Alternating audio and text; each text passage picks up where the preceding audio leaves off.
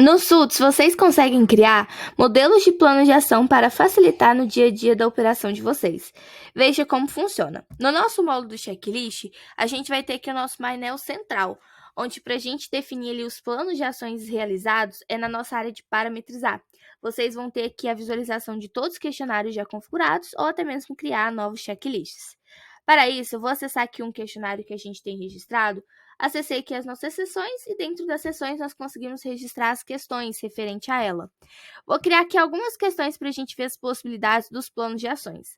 Exemplo, o nosso primeiro enunciado, eu vou trazer aqui a pergunta se o ambiente está limpo. Vocês trazem aqui essas definições principais e selecionam qual que seria o tipo de resposta.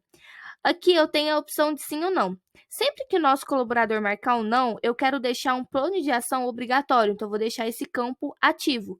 Significa que vai criar ali uma pendência para ele não consegue finalizar, enquanto ele não adicionar um plano de ação. Fica um alerta no painel inicial ali da aplicação daquele checklist. A gente define o peso e salva aqui essas informações. Vou criar aqui algumas outras perguntas, onde vocês também podem já deixar registrado quais vão ser os modelos que os colaboradores de vocês vão ter acesso. Já deixar os planos de ações registrados, né? Deixar padronizado. Muitas das vezes pode acontecer esse processo dos planos de ações serem padronizados também. Então, um exemplo, eu quero trazer aqui um enunciado se os colaboradores estão uniformizados. Aqui eu quero selecionar o tipo de resposta também, vou deixar como sim ou não. E aqui, ao invés de eu colocar um plano de ação obrigatório, eu vou deixar um modelo já cadastrado. Exemplo, aqui o meu colaborador, o que ele precisa realizar? Ele precisa comprar os uniformes. Uniformes, ó, maravilha. Quantos dias, né, ele tem ali para realizar essas informações? Então, aqui eu vou colocar que ele precisa realizar esse plano de ação em 10 dias, por exemplo.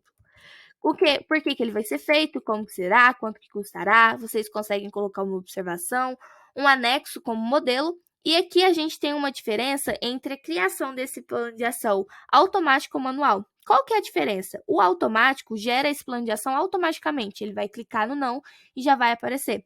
O manual é quando a gente vai analisar a situação. Se fizer sentido, eu adiciono esse modelinho. Se não fizer sentido, eu adiciono um outro. Vou criar aqui esse modelo como automático e vou salvar também aqui a nossa pergunta. Vou criar um outro enunciado para a gente ver a diferença, então, agora, do nosso plano de ação manual. Vou trazer aqui uma pergunta 3.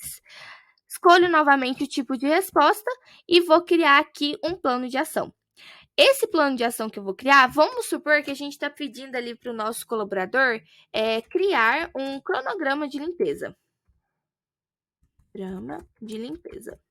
Isso referente àquela pergunta anterior que a gente registrou, né? Se os colaboradores, se está limpo o ambiente. Vamos supor que um dos nossos planos de ações é essa criação do cronograma de limpeza. Mas às vezes a gente foi aplicar ali um questionário da unidade e ele já tem um cronograma. Então, esse plano de ação não faz tanto sentido. Então, eu posso deixar a criação dele como automática, onde vou analisar a situação. Fez sentido, eu tenho um modelinho salvo, eu não preciso toda vez ter que escrever a mesma coisa. Se não fizer sentido, eu adiciono um outro. Então, eu vou salvar novamente e vou salvar novamente aqui também a nossa questão. Perfeito. Agora, vamos ver na prática como que fica essa diferença entre os planos de ações, o obrigatório, o modelo automático e o modelo manual.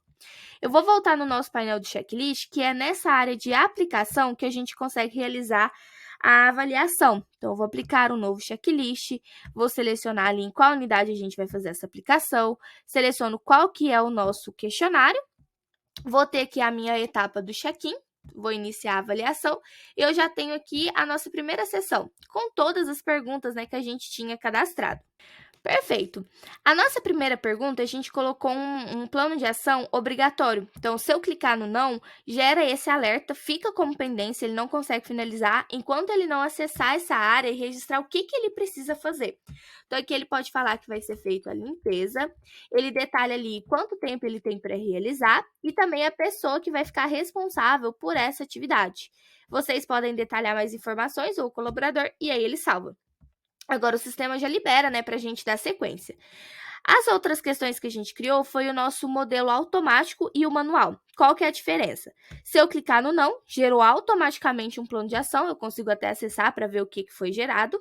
E agora, a nossa terceira pergunta é o nosso plano de ação manual. Se eu clico no não, diferente da anterior, não me gerou nenhum plano de ação automaticamente. Mas se eu analisar a situação, fez sentido? Eu tenho aqui o meu modelinho salvo. Então, já está aqui, ó, criar um cronograma de limpeza. Mas não fez sentido, analisei a unidade melhor, eu posso criar aqui um novo plano de ação. Então, tem essas duas opções, eu não preciso toda vez ter que escrever a mesma coisa e já está salvo aqui. Então, essas são as diferenças entre os nossos planos de ações. O manual a gente só precisa acessar, selecionando o modelinho e colocando a pessoa que vai ficar responsável. Então, aqui a gente já tem 3 diferenças e vocês podem estar utilizando elas em conjunto também. Maravilha?